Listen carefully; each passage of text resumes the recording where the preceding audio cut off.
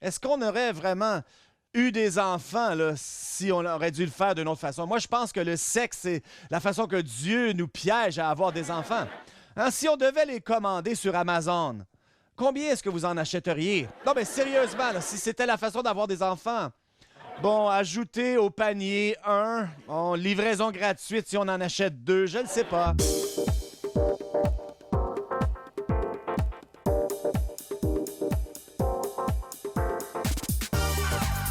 Bienvenue à l'église du Rocher de Winnipeg.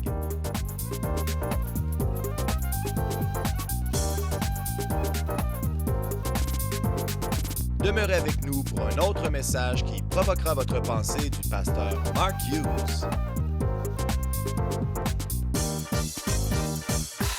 Alors, nous poursuivons dans la série qu'on a commencée il y a quelques semaines qui s'intitule Émerveillé par la grâce. La première semaine, on a parlé d'être surpris par la grâce. Quand les gens reçoivent la grâce, habituellement, ils sont surpris que Dieu accorde la grâce au milieu de la situation. La semaine dernière, on a regardé l'autre côté de la pièce, qui était que pour chaque personne qui recevait la grâce, d'autres personnes étaient offensées par la grâce. Ils étaient offensés du fait que ces gens recevaient la grâce sans mériter la grâce. Alors j'ai dit, quel côté allez-vous être surpris ou offensé par la grâce? Et cette semaine, je veux vous parler d'être rendu capable par la grâce. Complètement différent. Vous savez, je crois qu'on ne comprend vraiment pas bien le concept de la grâce. On pense que la grâce, c'est la faveur non méritée de Dieu. Il ne regarde pas notre péché et c'est tout. Et quand on étudie la grâce, on découvre qu'il y a tellement d'aspects sur la grâce, des attributs de la grâce. Et je dirais que la grâce, c'est pas Dieu qui ne regarde pas quelque chose, plutôt le contraire. La grâce, c'est probablement la plus grande puissance et la nature dynamique de Dieu. C'est pas passif du tout, c'est dynamique. Quelqu'un a donné cette illustration et ça l'aide, mais qu'à moitié. Et il disait que ce qu'on appelait la loi, la miséricorde et la grâce, c'est comme si on se fait arrêter par la police. La loi, c'est lorsqu'on se fait arrêter par la police et la police nous donne un billet. Ça, c'est la loi. La miséricorde, c'est on nous arrête pour l'excès de vitesse et on nous donne un avertissement. La grâce, on se fait arrêter pour un excès de vitesse et le policier nous donne un beigne. Mais le problème avec cette image, c'est comme si Dieu récompense un mauvais comportement. Et non, il ne le fait pas. Mais la bonne chose dans cette histoire, c'est que la grâce, c'est quand Dieu nous donne quelque chose. Hein? Je ne sais pas, c'est quand la dernière fois que vous avez été arrêté par la police. Moi, la dernière fois, la police regarde et il dit je remarque que vos yeux sont un peu troublés. Avez-vous bu?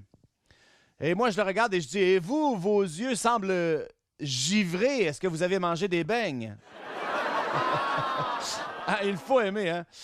Quand on voit un policier avec un beigne dans la bouche. Et vous savez pourquoi que ces commerces de beignes ne se font jamais voler, hein? Regardez pourquoi.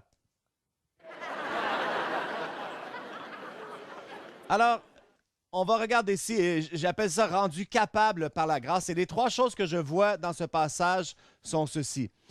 Premièrement, on est appelé par la grâce. Deuxièmement, on est doué par la grâce. Et numéro 3, c'est qu'on est soutenu par la grâce. Alors, Paul débute du fait qu'il a été appelé par grâce. Il dit, moi, Paul, apôtre par la grâce de Dieu. Il dit qu'il a été appelé par la grâce d'être un apôtre. Non seulement qu'il a été sauvé par la grâce, mais appelé par la grâce. Mais voici ce que vous ne savez peut-être pas. Chacun d'entre nous ici avons été appelés par la grâce. Et vous dites, ah oui, pouvez-vous prouver ça, Pasteur Marc? Mais oui, je peux le prouver. 2 Timothée, le premier chapitre, voici ce que ça dit au verset 9. Nous qui nous a sauvés et nous a appelés à une sainte vocation, non à cause de nos œuvres, mais selon son propre dessein. Et selon quoi? La grâce. Alors, il débute en disant que vous avez été sauvés par grâce et appelés à une vocation sainte. Chacun d'entre vous, vous avez été appelé à une vocation sainte. Alors, vous dites, est-ce que je suis appelé à être saint? Oui, ce ne serait pas une mauvaise interprétation, là. Peut-être l'essayer, mais ce n'est pas la plénitude de ça. C'est votre appel divin, en réalité. Et moi, je suis une de ces personnes qui croient que chaque personne a un appel divin. Et j'ai appelé ça souvent, là, une plus grande intention, de vivre pour une intention plus grande que nous-mêmes. Et ce qui arrive, c'est que sur le chemin de la vie, Dieu nous interrompt. Dieu nous arrête et il nous appelle à quelque chose. Il nous change souvent, il change notre direction. Pensez-y, Paul a été appelé. Où était-il? Il était en route vers Damas. Et on regarde dans la parole de Dieu et on voit Paul qui a été appelé lorsqu'il allait à la pêche pour être d'un pêcheur de poissons, un pêcheur d'hommes. Alors Dieu envahit notre vie. Et j'essaie de l'illustrer là. On va dans la vie, tom, tom, tom, tom, tom, tom. Et il y en a qui sont plus ridicules que d'autres, mais soudainement, Dieu envahit notre vie. Il nous capture pour une intention plus grande que la nôtre. Et ça, c'est la grande intention, c'est l'appel divin. Et dans la vie de chaque personne, il devrait toujours y avoir cet instant où Dieu vous capture et il vous dirige dans cela, ce pour lequel Christ nous a saisis. Philippiens 2. Et voici ce que j'ai découvert en 30 quelques années de ministère. On ne choisit pas l'appel, mais l'appel nous choisit. Croyez-vous que Paul avait choisi d'être apôtre? Mais non! Il s'en allait directement à l'opposé et Dieu s'est saisi de lui et l'a amené dans une nouvelle direction. Moi, je n'ai pas choisi d'être pasteur. Je sais là, que vous pensez que j'invente ça, mais c'est Dieu qui m'a choisi. Surprise, mauvais choix, mais il l'a fait. Et sur la route de la vie, Dieu nous choisit. Alors, lorsqu'on regarde cela, on dit, bon, d'accord. Alors, est-ce que ça veut dire que Dieu va prendre ma vie et va la changer de façon radicale, va m'envoyer à l'autre bout du monde? La réponse est probablement non. La plupart du temps, là, ce que Dieu fait, c'est pas vraiment changer ce que vous faites et où vous le faites, mais il change notre façon de voir. Et on le sait quand on a reçu cet appel divin et qu'on a reçu cette grâce, parce que soudainement, on fait des choses différemment qu'avant. Et je vous donne un exemple de l'histoire. Au 11e siècle, il y avait Henri III, le roi de Bavière, et il était tanné d'être roi, hein, pourquoi pas, et vivre dans le palais. Et sérieusement, il est allé au monastère et il a dit « Cette vie n'est plus pour moi.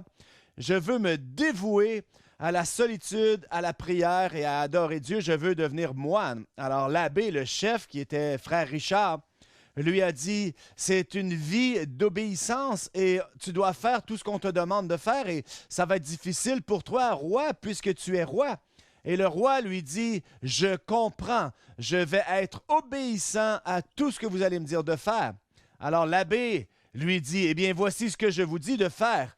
Retourne sur ton trône et sers fidèlement comme roi et agis comme tu es supposé d'agir dans la place que Dieu t'a mis. » Alors, il n'avait plus le choix.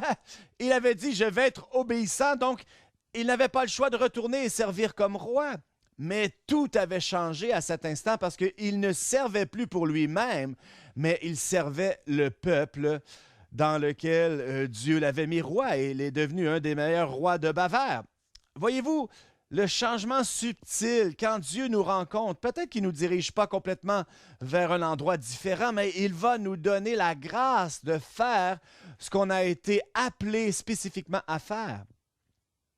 L'histoire du petit Robert, il va au baptême de son petit frère et après avoir été au baptême, il pleure en revenant à la maison et son père lui dit « Mais pourquoi pleures-tu? » Mais il dit, t'as pas entendu ce que le curé a dit? Le curé a dit qu'on devrait être élevé dans une bonne famille chrétienne.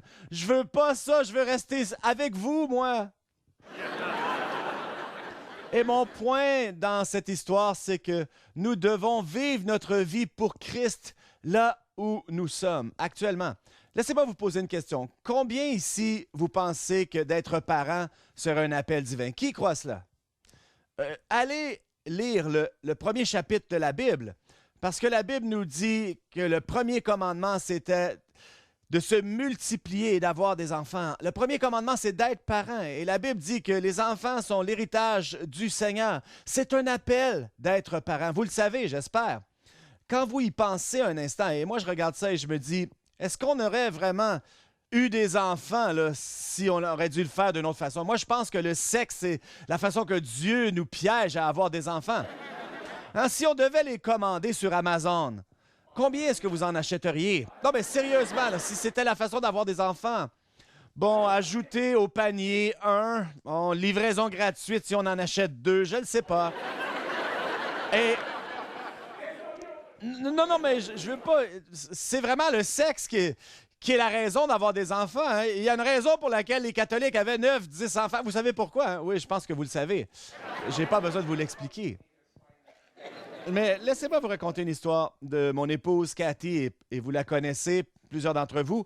Lorsqu'on s'est mariés, Cathy était une femme de carrière. Elle excellait dans tout ce qu'elle faisait. Elle faisait toujours plus d'argent que moi. J'aimais pas ça, mais... Et tout ce qu'elle faisait, elle le faisait bien. Et cette idée d'avoir des enfants n'était pas vraiment sur son radar au commencement. Et la raison, c'est qu'elle n'était pas vraiment intéressée d'avoir des enfants parce que c'était elle, le bébé. La dernière de 6 enfants, élevés comme le bébé de la famille. Les bébés aiment être le bébé, ils ne veulent pas prendre soin d'autres bébés. Et c'est pour ça qu'elle n'a jamais gardé des enfants, jamais changé de couche. Elle n'a jamais grandi avec des enfants. Elle ne pensait pas vraiment d'avoir des enfants. Mais un jour, c'est comme si je l'ai mise enceinte. Je ne sais pas comment c'est arrivé, là, mais elle est devenue enceinte. Alors, évidemment, elle avait un peu peur. Et toute cette idée là, de passer un objet gros comme un melon d'eau au travers de ton corps, c'était pas quelque chose qui l'excitait vraiment. Là. Alors, on essayait de gérer ça. Et on nous disait, bon, ben, d'accoucher sous l'eau, c'est peut-être moins stressant pour la mère, moins stressant pour le bébé. Et on voulait faire ça, mais finalement, on a réalisé que ça pourrait être très énervant pour les autres gens dans la piscine. Alors, on a laissé faire cette idée. Alors, notre premier enfant est venu au monde et à cette mère là, qui n'était pas tellement certaine. Et soudainement, elle a enclenché. Elle était capable de faire ce qu'on appelle être parent. Et tout le reste est devenu deuxième et troisième. Sa carrière, ses intérêts dans les sports, dans son mari, tout a pris une autre place, a été mis en arrière. Et elle était focusée sur ses enfants et elle a été cette mère incroyable. Et maintenant, nos enfants sont dans la vingtaine et elle est encore en train d'être parent, d'être maman. Moi, ça fait longtemps que j'ai abandonné ça. Mais elle est toujours parent. Et si vous lui demandez, Cathy, quel a été ton plus grand appel, ton appel divin dans ta vie?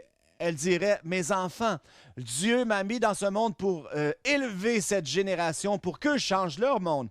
Elle vous dirait qu'elle a été appelée à être une maman, un parent.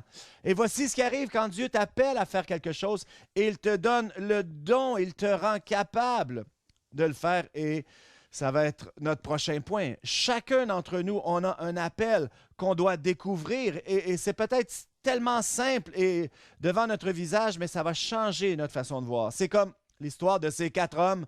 Ils étaient tous des exécutifs de grandes compagnies et à l'hôpital à Minneapolis, ils attendaient la naissance de leurs enfants.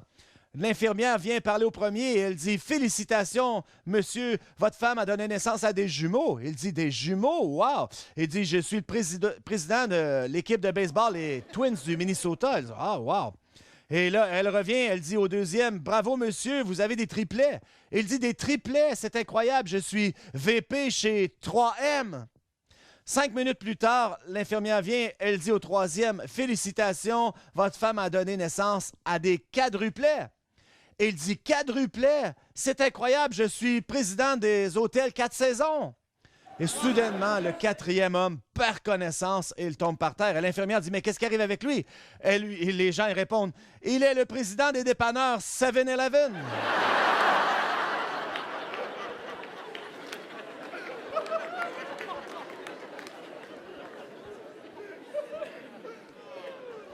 Alors, la première chose que Dieu nous donne, cette puissance, c'est qu'on est appelé par grâce, doué maintenant par grâce. Tout ce que Dieu vous appelle à faire, il va vous donner la capacité de le faire. Et quand on regarde dans la parole de Dieu, on voit ce mot intéressant pour les dons spirituels. Vous savez, quand on a parlé dans 50 jours dans l'esprit, et le don, et le mot pour le don, c'est charisma, qui veut dire grâce. Alors, le charisme, c'est les dons de l'esprit, les dons de grâce. Et chaque fois que Dieu vous appelle à quelque chose, il va vous donner le don, il va vous douer. Et regardez le verset 7 de ce qu'on a lu dans Éphésiens 3. Donc, le verset 7, « Dont j'ai été fait ministre selon le don », dites-le avec moi là, « don de la grâce de Dieu qui m'a été accordé par l'efficacité de sa puissance. » La raison pour laquelle je fais ce que je fais, c'est parce que Dieu m'a doué pour le faire. Il ne savait pas comment le faire, mais il a reçu le don de grâce pour faire ce qu'il faisait. Il n'était pas naturellement capable d'être apôtre et ministre de l'Évangile, mais Dieu l'a rendu capable. Et tout ce que Dieu t'appelle à faire, il va te rendre capable. On voit ça dans la Bible partout, au tout début. Noé. Dieu demande à Noé de bâtir l'arche, un bateau. Il ne connaissait rien. Il vivait dans le désert, après tout. Mais néanmoins, voici ce que ça dit. Noé trouva grâce aux yeux du Seigneur. Et Dieu l'a rendu capable et il a bâti ce bateau. Imaginez, là, le bateau devait être assez grand pour avoir toutes les espèces d'animaux sur la planète. Il devait y avoir de la nourriture pour tous ces animaux. Endurer une mer enragée, pas 40 jours, mais pendant 120 jours. Et la grandeur de ce bateau, vraiment grand, c'était très, très grand. Combien de temps ça vous prendrait pour bâtir un bateau comme ça? 1 million d'années. Vous ne seriez pas capable de le faire et si vous le faisiez, il coulerait en 5 minutes. Mais Dieu l'a rendu capable, l'a doué. Quand Dieu appelle quelqu'un, il est doux pour faire quelque chose. Moïse ne voulait pas aller voir Pharaon. Il dit, non, je ne peux pas y aller, je bégaye. Mais Dieu lui dit, je vais être avec toi parce que ma grâce est avec toi. Alors, tout ce que l'on fait, Dieu nous donne la grâce de le faire et il nous rend capable de le faire. On est doué pour le faire. Et une des choses que les gens me demandent continuellement, c'est après avoir prêché un dimanche matin, les gens vont venir me voir et vont me dire, comment faites-vous cela? Comment je fais quoi? Comment prêchez-vous pendant 35, 40 minutes, sans notes, sans téléprompteur? Comment faites-vous ça? Et je réponds évidemment, j'ai aucune idée. Et c'est la vérité. Écoutez, je ne le sais pas, je ne pratique pas, je ne mémorise pas mon message. Et je suis surpris moi-même chaque semaine. Chaque semaine, j'arrive ici et je me dis, peut-être que c'est la dernière semaine. Peut-être que ça ne fonctionnera pas cette semaine. Écoutez, je ne suis jamais nerveux, mais je suis toujours un peu inquiet parce que qui sait? Et j'arrive ici et le message sort et les gens vont dire « Oh, Pasteur Mark, tu as toujours eu le don de la parole et tu es une de ces personnes là, qui a une habileté naturelle. » Ah ouais? Vous n'étiez pas là lors de mon premier message. Si vous aviez été, vous sauriez que ce n'est pas vrai. Voulez-vous entendre l'histoire? Mais oui, vous voulez entendre l'histoire et je vais vous la dire de toute façon que vous le vouliez ou non. L'église dans laquelle j'étais, mon pasteur prêchait 70 à 75 minutes chaque dimanche. Ce serait merveilleux, n'est-ce pas? Et chaque dimanche, son message d'une heure 15 minutes. Et un jour, il m'a demandé de prêcher. J'étais pasteur associé. J'ai dit, est-ce que je dois prêcher 75 minutes? Il dit, non, non. 60 minutes sera convenable. 60 minutes? Écoutez, moi, je pourrais vous parler pendant 60 minutes aujourd'hui là, sur le gazon qui pousse. Mais dans ce temps-là, pendant 60 minutes.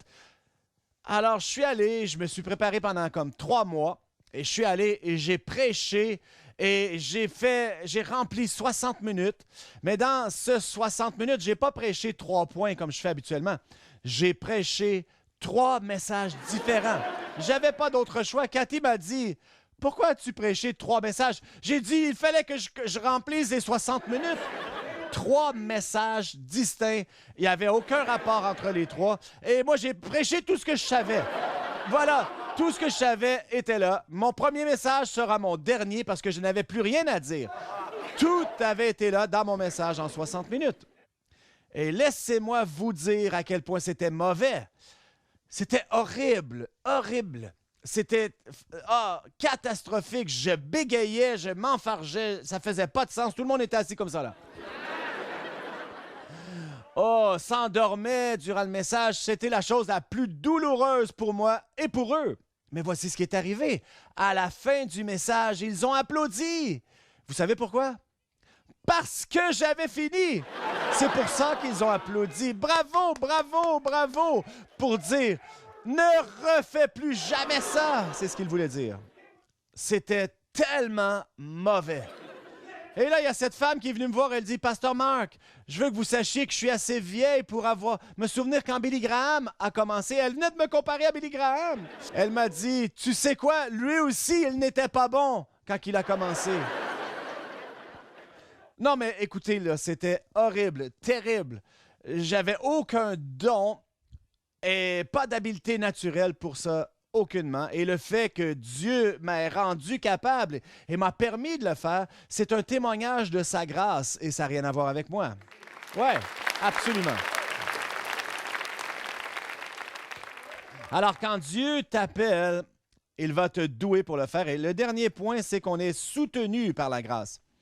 Et voici la mauvaise nouvelle dans toute cette histoire. Parce qu'à date, vous dites, ah ouais, appelé par la grâce, ouais, doué par la grâce. Mais voici ce qui va arriver, l'adversité arrive. Quand Dieu t'appelle à faire quelque chose, ce n'est pas une promenade dans le parc, là. Ça ne sera pas facile. Il va y avoir de l'adversité parce que Jésus a dit, vous aurez des tribulations dans le monde. Et tous ceux qui veulent vivre sainement vont recevoir la persécution. Voulez-vous que je continue? Vous allez avoir de la difficulté. Et une des choses que Paul nous dit, encore une fois, quand on voit les écrits de Paul, appelé par la grâce, doué par la grâce, mais comment sommes-nous soutenus par la grâce? Eh bien, il raconte l'histoire de son écharde dans la chair, dans 2 Corinthiens 12. Et il dit, un messager de Satan m'avait été envoyé. Ça semble bien, mais on n'est pas trop sûr, là. Qu'est-ce que c'est? Il y en a qui pensent que les professeurs croient que c'était une maladie ou quelque chose de physique.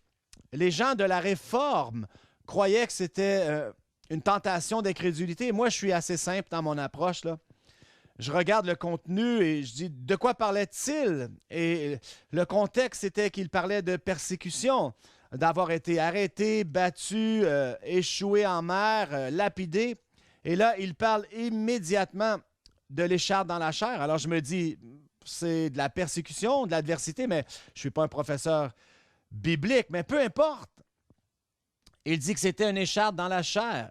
Il dit que c'était quelque chose qu'il ne voulait pas. Et 3 fois, j'ai prié le Seigneur de l'éloigner de moi. 3 fois, il a prié. Et 3 fois, Dieu a répondu de la même façon et dit, ma grâce te suffit. Il n'a pas dit, ma grâce est insuffisante. Il n'a pas dit, oui, je vais l'enlever. Le Seigneur lui a répondu, ma grâce te suffit. En d'autres mots, il a dit, Paul, je suis capable de te soutenir. Je n'enlève pas cette chose. C'est là, c'est dans ta vie pour un but et je ne l'enlève pas parce que c'est ton but. Mais ce que je vais faire, c'est que je vais te donner la grâce pour te soutenir. Et je termine avec une dernière histoire. Il y a environ 10 ans, j'ai pris un groupe de gens de l'Église, peut-être qu'il y en a qui est ici. On est allé au Mexique et on est allé dans les montagnes Sierra, qui est au centre du Mexique. Et c'est des hautes terres et c'est drôle comment la population est faite parce qu'on était comme dans un endroit où on restait mais on voyait personne, mais on allait directement dans la jungle ou sur la route et il y avait des gens partout, un peu comme au Mexique, à Mexico. Et le couple qu'on a rencontré, c'est Scotty et Phyllis. Et ils étaient là pendant 20 ans là, à cet endroit. Et ils ont dit, demain, on s'en va à un village. Et c'est un village de voleurs. Mais qu'est-ce que tu veux dire? Eh bien, c'est dans les montagnes, c'est au bout de la route qu'il me disait. Et les gens se sauvent de la police, ils vont là. Et les policiers ne se rendent pas jusqu'à là. J'ai dit, waouh, c'est intéressant, allons-y. Alors, le lendemain, on est allé et on a pris ce chemin-là qui était tout aux côtés d'une montagne. Il y avait des ponts là, qui étaient faits en bois au-dessus des rivières. Et on s'est rendu à cet endroit et le village semblait bien là. Moi, je m'attendais là, au Far West, si vous voulez. Hein. Mais non. Alors, ce qu'on a fait, c'est qu'on a amené des matériaux pour agrandir l'église que Scotty avait bâtie. Et la première journée, on est là, on arrive, on décharge les matériaux, on a une réunion, je prêche et les gens sont venus à la réunion. Et après la réunion, j'ai dit à Scotty, c'est bizarre, Scotty, j'ai pas vu aucun couple. Pas de couple marié ensemble. Et j'ai vu des hommes, des femmes, des enfants, mais j'ai pas vu de couple. Mais il dit, c'est parce qu'il y a quelqu'un qui doit rester à la maison. Mais je dis, que veux-tu dire? Eh bien oui, c'est une ville de voleurs. Et si quelqu'un ne reste pas à la maison, quelqu'un va venir voler tes choses à la maison. Ah oui? C'est la communauté dans laquelle on est. Il dit oui. OK. Alors, on descend la montagne et le lendemain, on est revenu pour commencer à construire l'addition sur l'église. Et devinez quoi? Les matériaux avaient été volés. Et là, moi, je suis déjà en colère. Ça fait une journée que je suis là et je suis en colère avec ces gens. Et je me dis, on leur bâtit une église et ils ont volé le matériel. Mais c'est quoi, là? Alors, Scotty connaissait des gens. Il a réussi à ravoir tout. On a bâti cette addition. Et le troisième soir, la dernière réunion, et là, je me suis dit, je sais ce qu'ils ont besoin. Je vais réparer ces gens, moi. Je vais prêcher sur aime ton prochain. Je vais les réparer, moi. Alors, on avait une grande réunion, la dernière réunion, et j'avais hâte d'aller leur parler du commandement de Jésus d'aimer ton prochain comme toi. Mais ça veut dire vole pas ton voisin. Alors, c'était rempli. Il y avait des couples, je ne sais pas qui gardaient la maison. Les fenêtres étaient ouvertes. Vous savez, il n'y avait pas de fenêtres, de moustiquaires ou de vitres, mais il y avait des gens à l'extérieur de l'église qui écoutaient. Notre van était stationnée là. Il y avait des gens à côté sur la vanne. Et j'ai prêché d'aimer ton prochain et d'être honnête et d'avoir de l'intégrité. Et wouhou! J'ai changé ces gens et j'étais vraiment content, j'étais fier de moi. Alors, on était prêts à partir, on embarque dans la vanne, elle démarre et on roule 50 pieds, panne d'essence. Pendant que je prêchais en leur disant d'aimer leur prochain, ils siphonnaient l'essence de notre vanne et on ne pouvait pas partir de là. On a dû leur racheter notre propre essence pour partir. Ça faisait 3 jours que j'étais là et je disais en moi-même, je déteste ces gens. Ces gens qui sont pas reconnaissants, ces voleurs. Je leur dis d'aimer ton prochain et je les aime même pas, je les déteste. Et je me dis, Scotty a une grâce pour ces gens depuis 20 ans et moi, je pouvais pas les endurer 3 jours et j'étais tanné. Alors, on revient au camp. Et chaque fois qu'on retournait au camp, j'avais cette réaction allergique. Et moi, j'ai même pas d'allergie. Et mon nez coulait, mes yeux piquaient. J'éternuais. J'ai dit, Scotty, à chaque fois que je reviens ici, là, j'éternue. Et il dit, oui, il y a quelque chose dans l'air. C'est comme de la moisissure. Et les gens qui ont des allergies ont vraiment de la difficulté à venir ici. Et ensuite, il nous a raconté l'histoire la plus douloureuse que j'ai jamais entendue de ma vie. L'histoire de quand ils sont venus ici comme missionnaires, les enfants qui étaient adultes, ne voulaient pas venir les voir. Et après 14 ans, ils les ont convaincus de venir parce qu'ils n'étaient pas d'accord que les parents soient là. Et ça faisait pas 10 minutes que les enfants et les petits-fils étaient là, que son fils, qui était allergique, a eu une réaction et son asthme était incontrôlable et il ne pouvait plus respirer. Après 10 minutes seulement d'être là, et Scotty l'a mis dans sa vanne et est allé au village où il y avait une clinique. Il est arrivé à la clinique, le médecin n'était pas là. Et il a dit à l'infirmière, j'ai besoin d'une injection d'épipène. Mon fils a une réaction allergique. Et elle dit, je ne sais pas, il est où? J'ai appelé le médecin, je ne sais pas où il est. Et ce qui est arrivé, c'est que son fils est mort là, dans la clinique à côté de lui. Et l'épipène était juste l'autre côté du comptoir. Sa vie aurait pu être épargnée, mais elle ne l'a pas été. Son fils est mort là, sur place. Alors, ils sont revenus aux États pour enterrer son fils et leur belle-fille était tellement amère. Elle leur a dit, je ne veux plus jamais vous parler et vous ne verrez plus jamais vos petits-enfants. Et Scotty et Phyllis avaient dévoué leur vie à cette région. Ils avaient perdu leur fils et ultimement leur belle-fille et les petits-enfants qu'ils n'ont plus jamais revus. Et lorsqu'ils me racontaient cette histoire, il n'y avait pas un soupçon d'amertume dans leur voix. Et j'ai réalisé à cet instant qu'ils avaient compris la puissance de la grâce de Dieu qui nous soutient, que la grâce de Dieu était suffisante pour eux. Ce que je vous dis ce matin, c'est que je vous dis que vous avez été appelés par grâce, que vous allez être doués par grâce, mais vous allez avoir de l'adversité dans la vie. Vous allez avoir des afflictions. Et je vous le promets, la vie est comme ça, mais la bonne nouvelle, c'est que Dieu va vous soutenir par sa grâce. Vous avez été appelés par la grâce, doués par la grâce, et vous allez être soutenus par la grâce. Et laissez-moi terminer avec ceci. La grâce de Dieu vous suffit. Visitez notre site web au www.churchoftherock.ca. Merci d'avoir été avec nous et que Dieu vous bénisse. Si vous aimeriez recevoir un livre pour comprendre davantage le don gratuit de Dieu au travers Jésus-Christ, contactez-nous et nous vous l'enverrons gratuitement. Visitez notre site web au www.churchoftherock.ca. Merci d'avoir été avec nous et que Dieu vous bénisse.